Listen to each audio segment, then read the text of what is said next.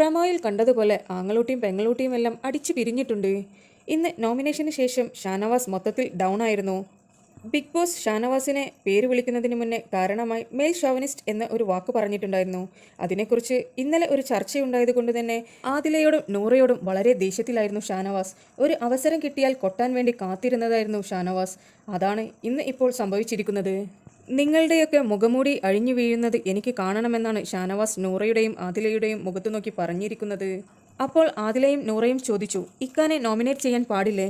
Nominate ചെയ്തു കഴിഞ്ഞാൽ അവസാനിക്കുന്ന റിലേഷൻഷിപ്പാണോ നമ്മൾ തമ്മിലുള്ളത്? നിങ്ങളുടെ അടിയിലൂടെയുള്ള കളികളെല്ലാം എനിക്ക് മനസ്സിലാകുന്നുണ്ട്. രണ്ടെണ്ണത്തിനും ഞാൻ തരുന്നുണ്ട് എന്നാണ് ഷാനവാസ് അവരോട് പറഞ്ഞിരിക്കുന്നത്. നോമിനേറ്റ് ചെയ്തതിന് മുഖം വീർപ്പിച്ച് നടക്കുകയായിരുന്നു ഷാനവാസ്.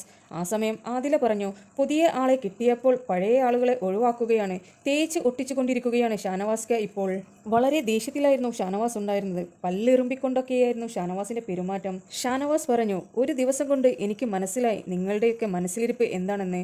ഞാനും നെവിനുമായുള്ള ഇഷ്യൂയിൽ ഞാൻ ഇവരെ വെറുതെ വിട്ടതായിരുന്നു. 3-4 തവണയായി ഞാൻ ഇവരുടെ ഭാഗത്തു നിന്ന് വന്ന തെറ്റുകളെല്ലാം ക്ഷമിക്കാൻ തുടങ്ങിയിട്ട്. അങ്ങനെയെങ്കിൽ പല കാര്യങ്ങളും ഞങ്ങളും മിണ്ടാതിരിക്കുന്നു എന്നാണ് ആദില ഷാനവാസിനോട് തിരിച്ചു പറഞ്ഞത്. പലതവണ എടിയെന്ന് അഭിസംബോധന ചെയ്തതിന് ആദില കണക്കിന് കൊടുത്തു. സ്ത്രീകളോട് അല്ലെങ്കിലും നിങ്ങൾക്കൊരു ഭരണമാണ്. പെണ്ണുങ്ങളുടെ മേൽ അധികാരം സ്ഥാപിക്കുക എന്നത് നിങ്ങളുടെ ശീലമാണ്. ഒരു ക്യാപ്റ്റൻ എന്ന നിലയിൽ അനീഷിനോട് സംസാരിക്കുമ്പോൾ അതിൽ ഇടപെടാൻ നിങ്ങൾ ആരാണ്? വാലുപോലെ കുണുങ്ങി കുണുങ്ങി വരികയായിരുന്നില്ലേ എന്റെ പിന്നാലെ? എന്നെ കരുവാക്കിക്കൊണ്ട് നിങ്ങൾ നെവിനോട് പകരം വീട്ടിയതെല്ലാം ഞാൻ ഇവിടെ തുറന്നു പറഞ്ഞാൽ കഴിഞ്ഞു നിങ്ങളുടെ കഥ. എല്ലാത്തിനും ഒരു സമയമുണ്ട്. ആ സമയത്ത് ഞാൻ എല്ലാം തുറന്നു പറയുമെന്നാണ് ഷാനവാസ് ആദിലയോടും നൂറയോടും പറഞ്ഞിരിക്കുന്നത്. ഈ സമയം ആദില പറഞ്ഞു, ബ്ലാക്ക്മെയിൽ ചെയ്യാതെ പോയിക്ക എന്നായിരുന്നു ഷാനവാസിനോട് പറഞ്ഞത്.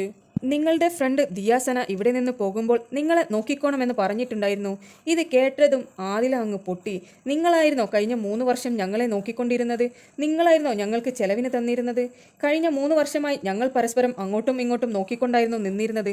നിങ്ങളാരാണ്? ഞങ്ങളുടെ ഗാർഡിയൻ ഏഞ്ചലാണോ എന്നായിരുന്നു ചോദിച്ചിരുന്നത്. നിങ്ങളുടെ പല കാര്യങ്ങളും ഞാൻ ഇവിടെ വിട്ടുകളഞ്ഞതാണ് എന്ന് പറഞ്ഞപ്പോൾ അതിന് മറുപടിയായി ആദിലയും പറഞ്ഞു, ഇക്കാടെ പല കാര്യങ്ങളും ഞങ്ങളും അതുപോലെ വിട്ടുകളഞ്ഞതാണ്. ആ സമയം നൂറ പറഞ്ഞു, ഞങ്ങൾ നിങ്ങളെപ്പോലെ ഗ്രഡ്ജ് തുപ്പാറില്ല. നിങ്ങളാണ് പക പൂണ്ട് നടക്കുന്നത്.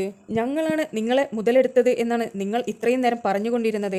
എന്നാൽ ശരിക്കും ആരാണ് മുതലെടുത്തത് എന്ന് ഞങ്ങൾക്ക് മനസ്സിലായി എന്ന് നൂറ ഷാനവാസിനോട് പറഞ്ഞു. ഇവിടെ നിന്ന് ആര് എന്നെ നോമിനേറ്റ് ചെയ്താലും എനിക്ക് ഒരു കുഴപ്പവുമില്ല. ഇത്രയും നാൾ നോമിനേഷനെല്ലാം ഫേസ് ചെയ്തുകൊണ്ട് തന്നെയാണ് ഞാൻ ഇതുവരെ എത്തിയത്. അതുകൊണ്ട് നോമിനേഷനൊന്നും എനിക്ക് ഒരു വിഷയമേ അല്ല എന്നാണ് ഷാനവാസ് പറഞ്ഞിരിക്കുന്നത്. പിന്നെ എന്തിനായിരുന്നു ഷാനവാസ് ഇത്രയും നേരം ബഹളം വെച്ചുകൊണ്ടിരുന്നത്? നോമിനേഷനിൽ വന്നതിന് ശേഷമായിരുന്നു ഷാനവാസിന് ഇന്നുണ്ടായ മാറ്റം മുഴുവനും സംഭവിച്ചത്. നിങ്ങൾക്ക് ബിബിയുടെ പുതിയ അപ്ഡേറ്റ്സ് അറിയുവാൻ താല്പര്യമുണ്ടെങ്കിൽ എൻ്റെ ചാനൽ സബ്സ്ക്രൈബ് ചെയ്ത് സപ്പോർട്ട് ചെയ്യുക.